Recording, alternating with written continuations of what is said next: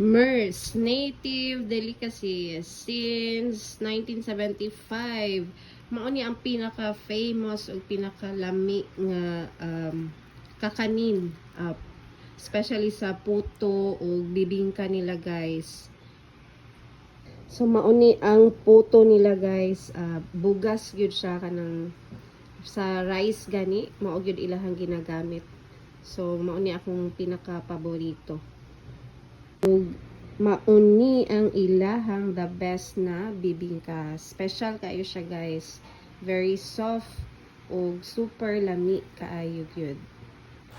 So ato ang tilawan guys ang MERS Native Delicacies o ilahang puto guys nga rice flour ilahang gamit.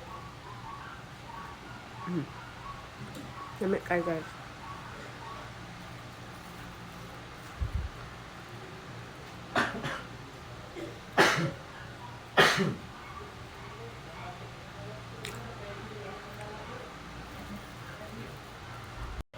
So, humanata sa puto guys. Proceed na punta diri sa bingka.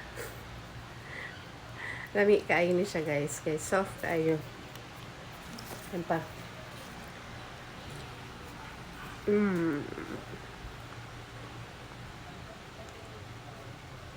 Wapa pa yun siya guys. Liwat sa nagkaon.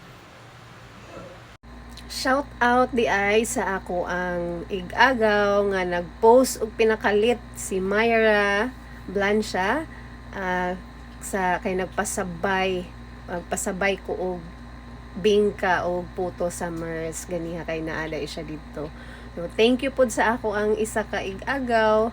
Actually sister sila si Ki Pedrinia kay for free delivery guys door to door.